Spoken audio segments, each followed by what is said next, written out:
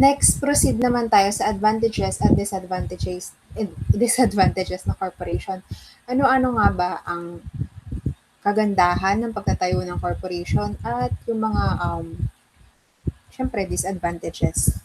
So, una, the corporation's power of succession enables it to enjoy a continuous existence. Gaya nga ng sinabi ko kanina, unlike sa partnership tsaka sa soul, meron succession sa corporation.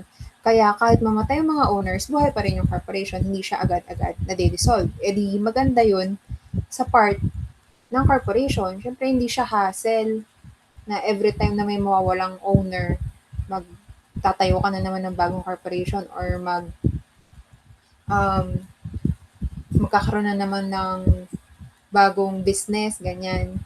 So, mas maganda to kahit pa iba-iba yung owners.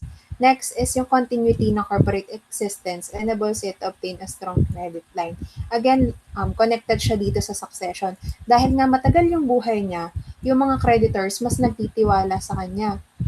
Siyempre, mas matagal siyang buhay eh. Eh yung soul, kapag namatay na yung may-ari, sino nga habulin mo? 'Di ba? Sa partnership, ganun din. Eh, paano kung dalawa lang yung partner parehas namatay? Sino habulin mo? Pero dito, kapag corporation, mas matagal yung buhay niya, mas alam mo na mas tiwala ka na pautangin, 'di ba? Next is yung large-scale business undertakings are made possible because many individuals can invest their funds in the enterprise. Ito naman, next, yung mga malalaking business, halimbawa yung mga mall, 'di ba? Kung sole ka, makakapagtayo ka ba mag-isa ng mall? 'Di ba? Hindi naman yung mga malalaking factory, mga gano'n, kailangan nila ng malaking capital. At kapag sole lang sila at partnership lang sila, 'di ba, limited lang yung capital. Pero unlike kapag corporation, pwede kang magbenta ng shares, mas marami kang makukuhang fund. At dahil doon, yung mga large-scale businesses, malalaking business, nagiging posible. Next is yung liability ng shareholders is limited lang to the liability of its investors or shareholders is limited to the extent of the shareholders. Bakit ganito? Parang ang gulo. Pero ito, ang ibig sabihin lang nito is merong limited liability yung mga shareholders. So, gaya nga ng sinabi ko kanina, ang utang ng corporation is utang lang ng corporation. Hindi siya utang ng mga shareholders. Kaya ang pwede mo lang habulin is yung corporation. Sa part ng mga investors, maganda yun kasi pwede ka lang habulin um, doon sa investment mo, doon sa tawag nito, sa capital mo, hanggang doon ka lang pwedeng habulin. Pero beyond that, yung mga personal assets mo, protected. So, maganda sa part mo yun.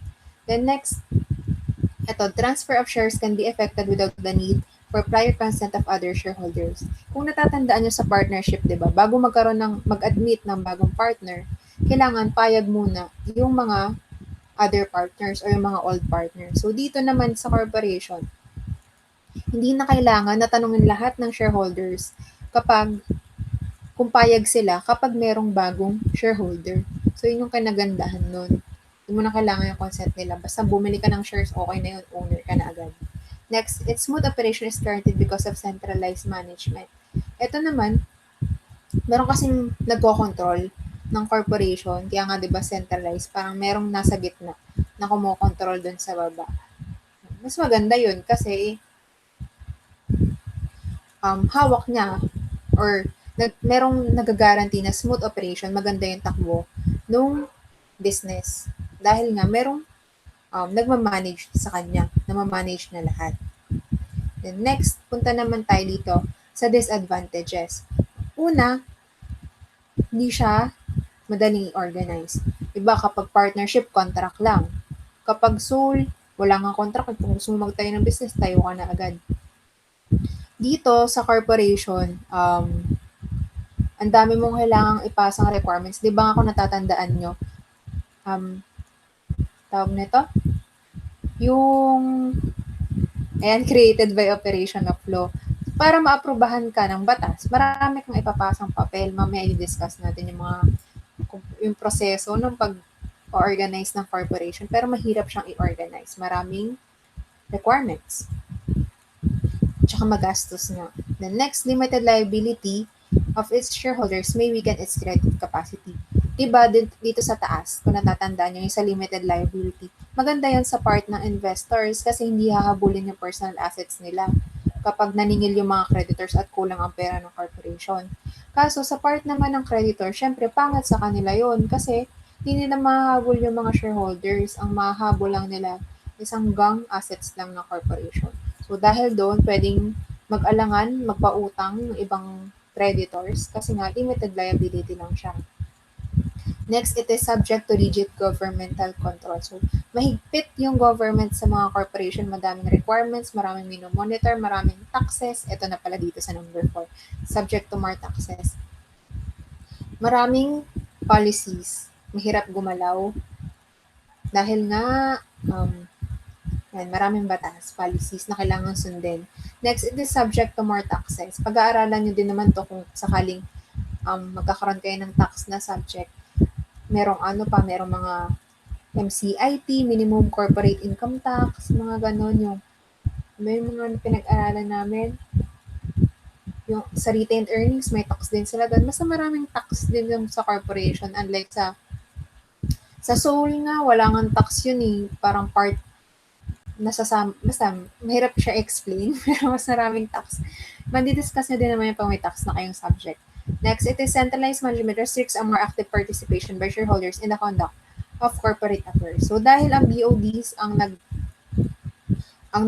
tawag nito, nagko-control or nagde-decide, nagmamanage ng company or ng business, yung mga shareholders hindi sila makapag-participate doon. Kasi nga, yung BODs yung nagde-decide. So, kung mapapansin nyo, di ba, yung mga ilang characteristics ng corporation, pwede siyang magbigay ng kagandahan or advantages tulad ng sa limited liability. So, may siyang advantages, meron siyang disadvantages, di ba? Tulad ng centralized, may advantages siya at saka disadvantages.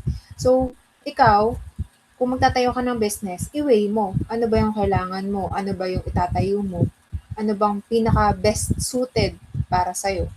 Kailangan i-consider mo yung lahat. So, mahalaga na alam mo din yung advantages at disadvantages ng pagtatayo ng corporation.